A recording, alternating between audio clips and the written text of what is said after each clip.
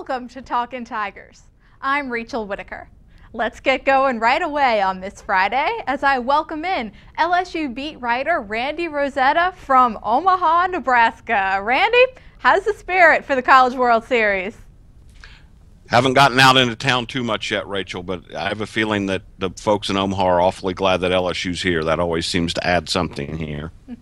Right, exactly. They're back to where they belong, as Paul Maneri has put it. Yeah. And he doesn't like to compare the LSU team, this LSU team, to the 2013 group, and with good reason, because this lineup is so rife with veterans, and 53 wins doesn't happen by accident, Randy. No, and I understand what he's saying there, too. The lineup in 2013 was very good. He's not saying that. You had Mason Katz and Ray Frimes as your anchors. It's hard to say that wasn't a good lineup. The difference is this group has a bunch of players who were there just 2 years ago. The one in 2013, LSU hadn't been there in 4 years, so nobody had the experience of being here.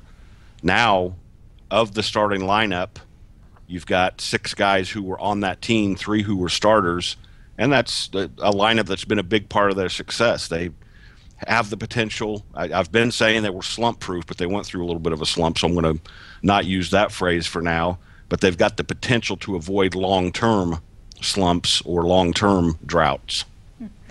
Right, and Andrew Stevenson talked about that subject just earlier in the week.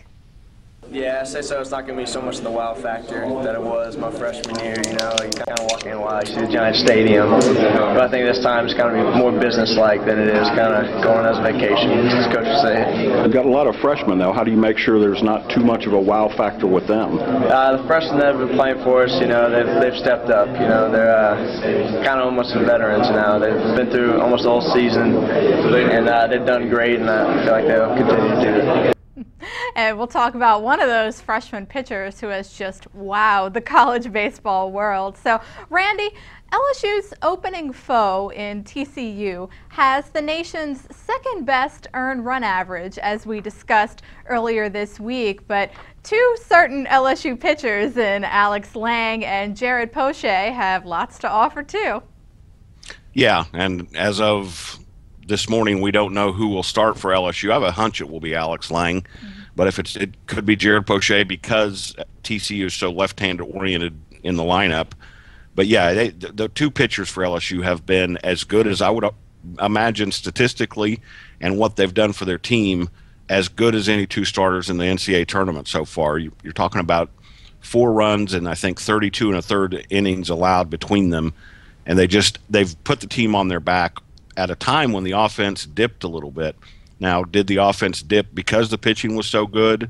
I don't want to get too Dr. Phil, but that's possible.